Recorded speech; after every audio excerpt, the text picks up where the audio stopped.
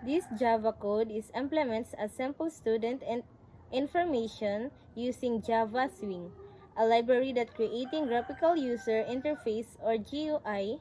That application allows the users to input students' details, the ID, name, course, and the year level, and add them to the table, view selected entries, and clear the table.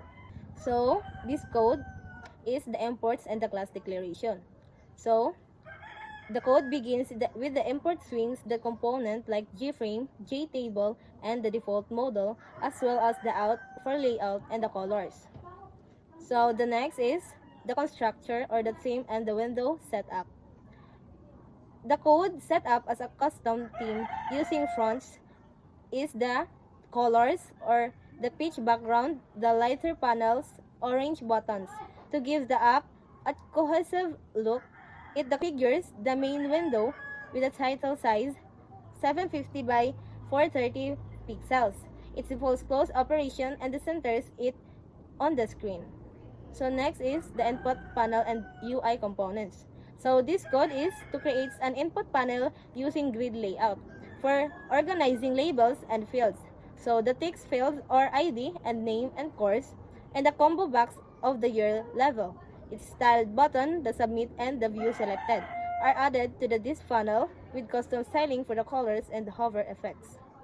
So next is the helper methods of styling. So in this code is helper methods to enhance the UI or the label with color. It creates levels with custom text color for consistency and creates style LED button to generate the buttons with background colors, hover effects, and borders. So the next code is the action method for functionality.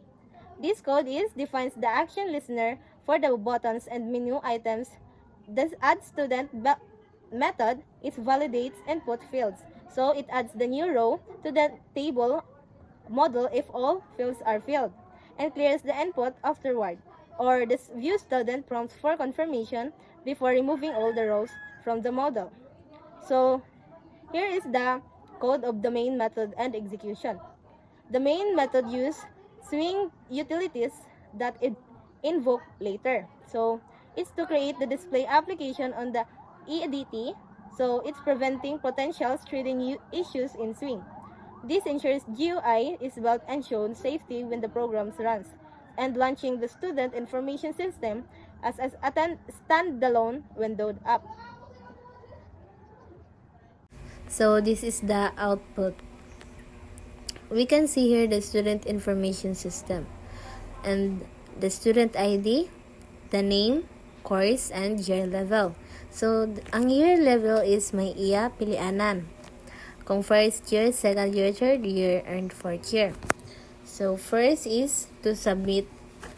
Click the submit and click the bottom that you can see your student ID, name, course, and year level, and view selected.